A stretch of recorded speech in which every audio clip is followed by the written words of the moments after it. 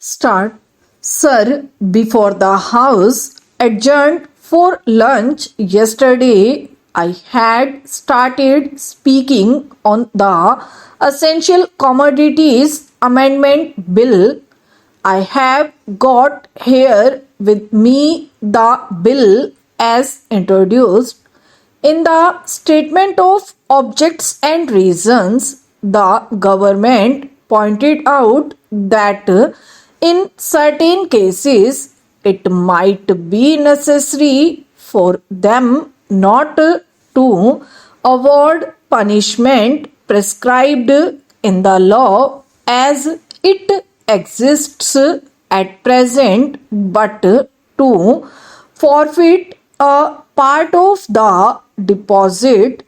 This relates to minor offences under the Essential Commodities Act.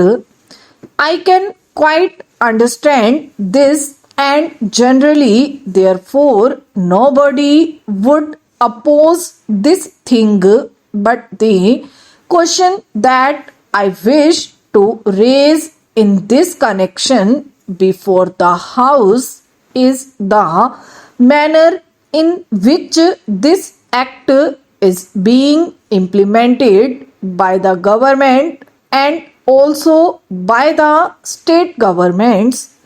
I mention the state governments because here is a measure which is sponsored by the Ministry of Food and Agriculture, and in regard to many aspects of which I believe the central government has concurrent jurisdiction, but much is left to the states.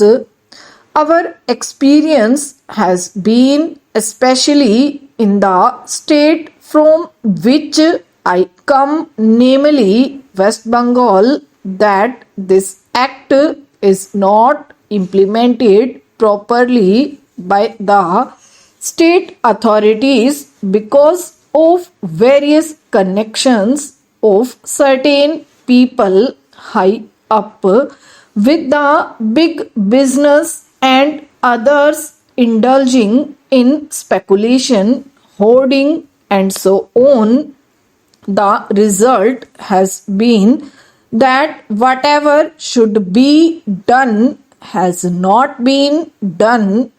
The central government has got powers under this act to make rules, to give directions to the states, and to supervise the manner in which the particular measure is administered by the states.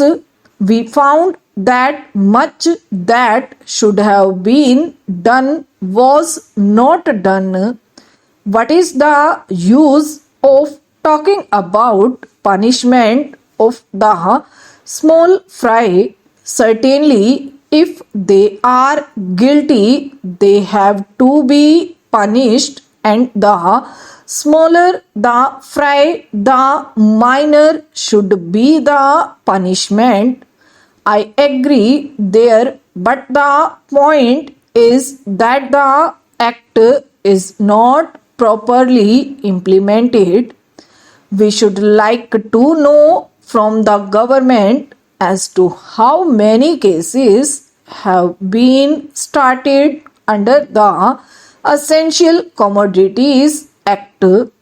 We know that food grains had been hoarded, speculation had been indulged in, stocks had been removed from one state to another superstitiously by unfair and illegal methods.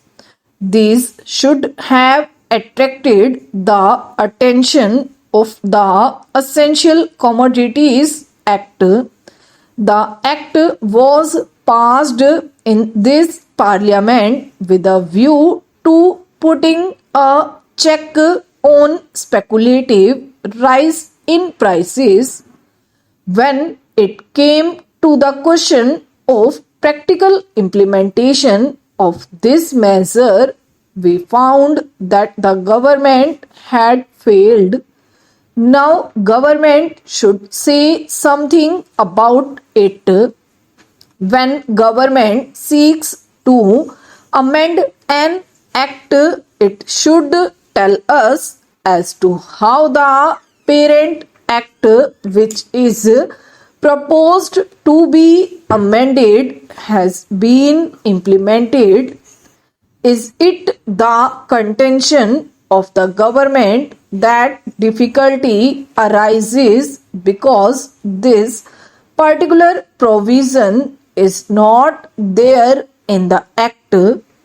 Are government in trouble because they do not know how to deal with the smaller fries, or is it because that those who are supposed to administer this measure at the state level, at the district level, have thought it fit to ignore it, have thought it fit to bypass it? If any measure of the central government was needed for controlling the price of food grains and ensuring the supply of essential commodities to the community, it is the Essential Commodities Act. I would like the minister to say something on this. I know that he was not here at the time when we passed this measure, nor was he there when the Essential Commodities Act was bypassed by many state governments. In the past, we had drawn the attention of the minister to this problem, and that minister is now happily going to be the president of the Uttar Pradesh Congress Committee. But here I would like to ask the minister who has stepped into his shoes as to what he is doing in order to see to the proper implementation of this act. How many prosecutions have taken place? The small people, of course, should be dealt with very mildly. I agree and I support the measure, but taking the law as it is today without this amendment, it empowers government to deal very effectively so far as the provisions of the law go with the big traders, wholesalers, and profiteers. I would like to know as to how they have dealt with them. How many are in jail today? How many have paid fine? How many have suffered imprisonment? How many licenses have been cancelled as a result of malpractices, corruption, profiteering, and so on, all of which are provided for under this bill? We are entitled to know. Take us into your confidence in regard to this matter. I say from whatever knowledge we have that very few have been prosecuted under this act.